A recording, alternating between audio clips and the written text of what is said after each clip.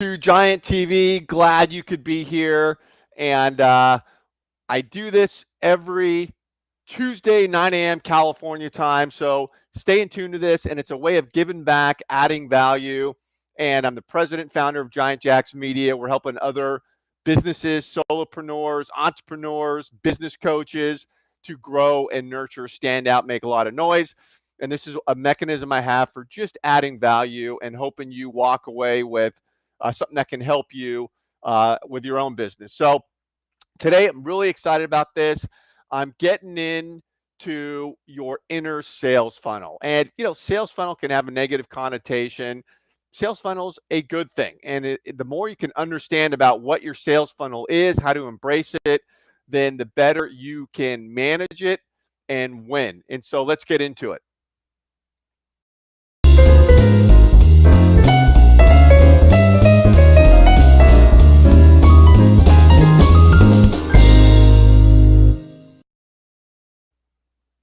Okay, I put up there on the screen always my 5 foundational tools that everybody needs to grow and nurture a business. Doesn't matter what your industry is, how big or small your business is. If you text Giant Help to that phone number on the screen, then you can see that deep dive and check it out and take a snapshot of that, write it down, and you'll love it. So let me share the screen here.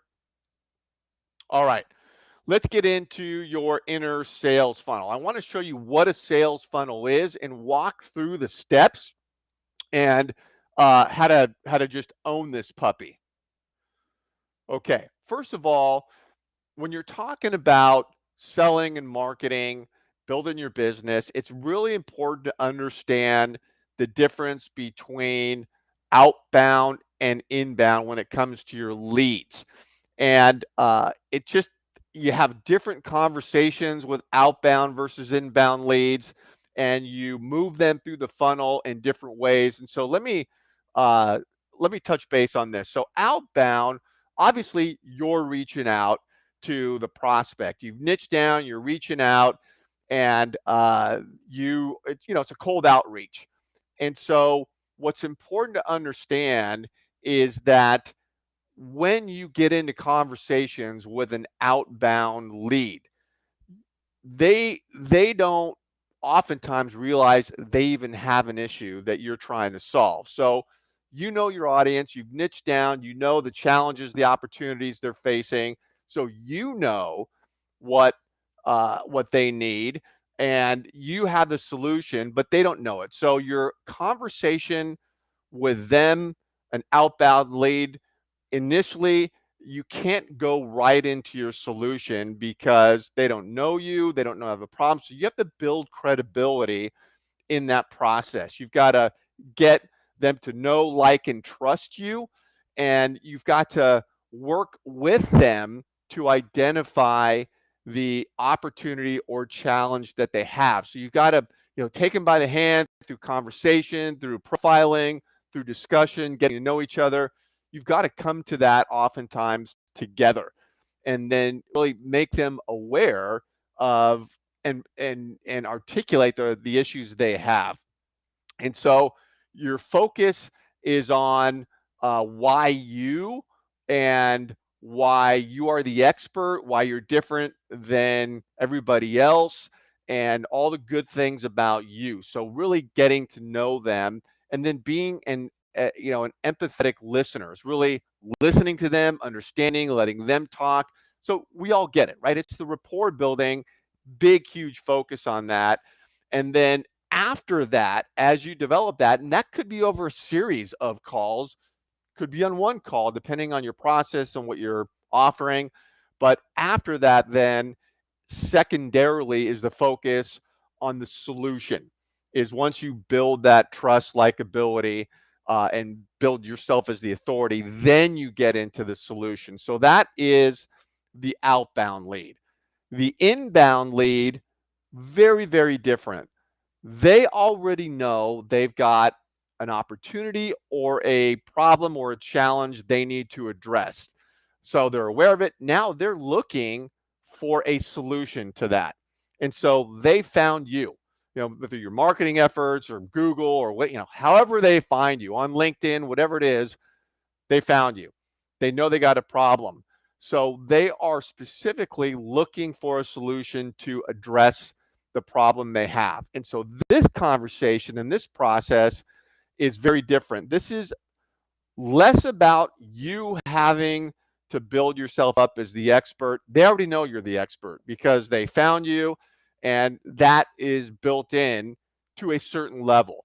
So you can focus less on that part of it, and you can more quickly go to the solution part of it and why your solution is great, and all the great things you're doing, and all the problems you're solving with the solution. So you see the difference there. You can get to that solution quicker because there's already some trust that there, because they found you and they like what they saw. Maybe they went to a website, a landing page, whatever it is. So big difference, inbound, outbound. And it's important to understand the difference, because when you're having the conversation, then you can really torch the opportunity with that prospect. If you're not addressing inbound versus outbound, you're going to, flip the script and it's not going to work out. So really pay attention to that. Now, let's get into the classic sales funnel. We've all seen this before. And there's a few different iterations of these sales funnels, but here is, basic sales funnel. And I want to talk about the pieces at the top of the funnel, and I'm going to go into some detail here. The top of the funnel is awareness, and this is, if you're building a business, again, I don't care what size or what industry, you have a sales funnel. If you're reaching out and growing and trying to get people to work with you, uh, you've got a sales funnel, and you've got to just understand it, embrace it. And so the top of the funnel is awareness. People don't know you, so you're reaching out to make them aware of who you are. Then you're generating interest and learning more about you, about your solutions, and then you move them to the next step where they're making a decision and they're looking at things, and then finally they take action and buy your product or your service, your course, whatever it is. And it's important to note that 5% of the prospects you reach out to that go through this funnel, excuse me, go from awareness to decision. So it's a small fraction that get there. And that's true for the best sales and marketing people on the planet. So let's jump into what these pieces mean. So uh, awareness, getting people to know you, is about being the squeaky wheel that gets the grease, showing up, making some noise. It's marketing, it's getting out there, it's content marketing. And this is uh, really the development of your personal brand, getting the content out there, high value content, and showing up in the right places, whether Facebook, LinkedIn, YouTube, email marketing.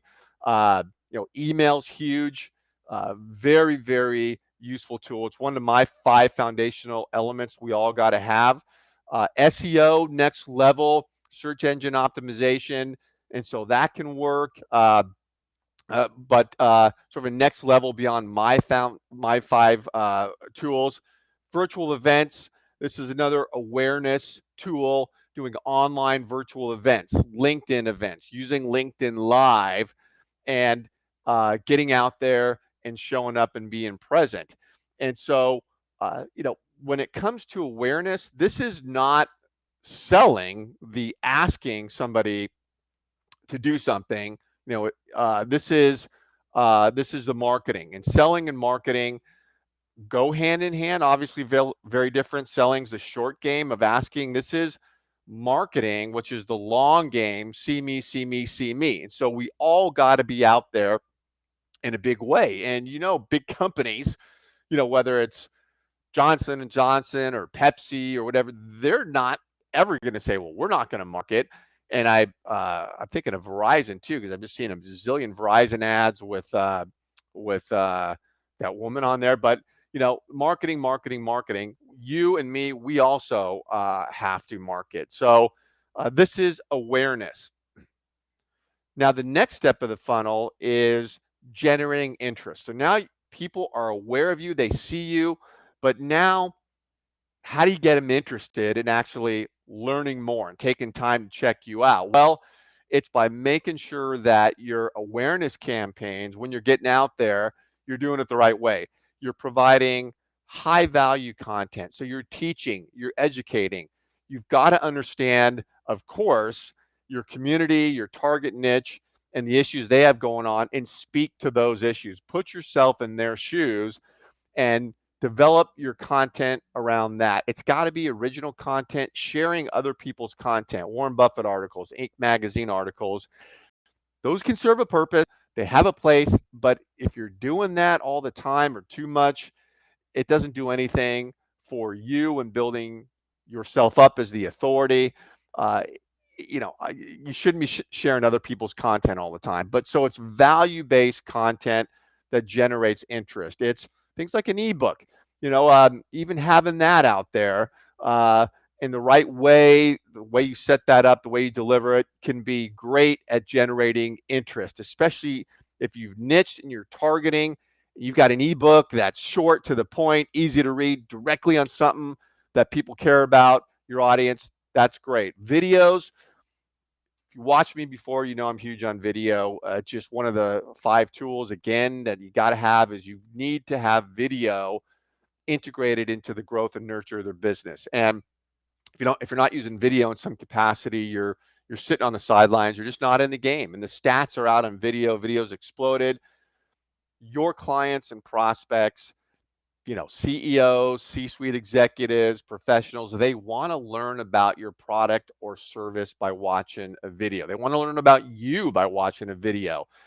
HubSpot, big media company, puts out a state of video paper every year. It's fascinating. It's all about video. They interview marketers, they interview CEOs, C-suite executives, and this is, a great report talking about video. And video just keeps exploding. Interesting. Top 3 most visited sites in the world: TikTok, Google, YouTube. Talk about video. So videos are great for generating interest. So now people are aware of you through high value stuff. You're now getting them interested in who you are and what you're doing. And now you get into the decision process, right? So this is where you've talked to them, and uh, you now are really going all hands on deck as they're making a decision whether to move forward with you. This is now where you're giving them access to trials, demos, discounts, testimonials. Again, all high value stuff. You're not jamming things down their throat on selling them, but you're adding value and continuing to build yourself up as the authority in your value by showing them these things. You can do a Zoom demo. You know, testimonials are great. Maybe you have a video of someone you've worked with talking about the value they got, and you can send that off. So these things are great. So this is the critical period where somebody's going to fall off or move forward. They're in your pipeline, you've warmed them up, and this is the decision point here. Okay, now somebody makes a purchase, right? So this is the bottom of the funnel. Awesome. They make a purchase. You can't stop here. This is really important, because what a lot of people do is somebody comes on board, they forget about them. They move on to the next prospect, and high attrition rate then. Clients are leaving, especially if you've got, a high-end service that requires, a payout. You've got to just add service ongoing. And this is email nurture, providing the best in-class service, having a tight onboarding process. Somebody says, okay, they come on board. That first interaction with you and your business is really important, and it sets the tone for your professionalism, your processes. And if you have that real tight professional, then that is going to set the tone for what their expectation is going forward, which is great. They're going to expect high things. You've already delivered on it in that onboarding process. And really think about ways you can add value to existing clients when they come on board. Do you have a video series you can put together that continues to train, and tutorials for clients? Is it events you're doing, educational events ongoing for them, where you have guests and you're adding value by teaching your clients ongoing as a resource for them? So there's just a lot to think about that you can do for existing clients. once they become a client. Okay. Uh, Here is the outbound process. I just want to mention this. So uh, here's how these 6 steps go. Okay, when you're reaching out, and you've got to have what I call a community build process. Some call it lead generation. That's fine too, but it's getting connected with people, building up your community, getting people in your pipeline, nurturing, getting them into what I call your touch point ecosystem here. But this is how it works. First of all, you niche down. So you find out, who really do you want to work with? Is it dentists? Is it coaches? Is it Vistage chairs? That's a great group. I work with chairs. Uh, is it, whoever it is, niche down, really understand them. What are they focused on? What are they dealing with? So you want to get that as tight as you can. Sales Navigator is a great tool for niching down. We also go outside of LinkedIn to niche down and run email campaigns and so forth. Point is, niche down to your target. And when you do that, you can really develop language and content specifically for them when you're reaching out. It's great. So now you do the outreach, and you can, at this stage, number 2, this is where you can think about, okay, can I automate some outreach? Can I scale it? What tools to use? What am I saying? So the outreach is important once you've niched, and you got to really think about the science behind that. As you're reaching out, you want to get into conversations, and you want to learn about your prospects. You want them to learn about you. So obviously you want to just be talking to prospects all the time, and that needs to be an identifiable and repeatable process to reach out and get into Zoom calls, which are your call to action, your CTA. Always go for a video call versus a phone call, because when people see you on video, they hear your voice, they see you have a decent haircut, maybe not me today, but uh, you know, they your personality comes out, and it just humanizes the interaction versus a phone call. So certainly versus communicating email. So now you get on a CTA Zoom, and you are learning about them, and you're getting integrated with them. You want to make sure, step 4, get them into your touch point ecosystem. So when somebody comes in and you're talking to them, and you're on that Zoom and you're getting to know them, you want to make sure at that point that you get them connected into your touch point, whether you're doing virtual events, email nurture, you've got a video series, you know, you've got whatever it is. Sign them up, get them in there, because you want to get them captive into that ecosystem, because 90% of the people that come into your pipeline after awareness, you generate interest, now you're talking, 90% are going to be long-term leads. This is true for the best marketing people on the planet. So you've got to get them into that touch point ecosystem, because you're not going to get them as a client right away. That's not realistic. And so you got to just nurture them. So that's what I mean by the ecosystem. What are you doing to touch people? You have a LinkedIn group. There's a really great strategy for LinkedIn groups that are, exclusive to people you want to invite in there, and then post content for them. They get notified. Doing virtual events is a touch point. Email nurture is a touch point. Videos, tagging people, touch point. The point is, you're touching. Um, then 5 is, you always set the follow up. So when you have that first interaction, knowing, well, you're not going to convert them as a client. That's unrealistic. You don't want to even try to do that. That's pitching first call. Forget about it. But you want to set a follow up. What is your follow up? You can't have a conversation and just let them go.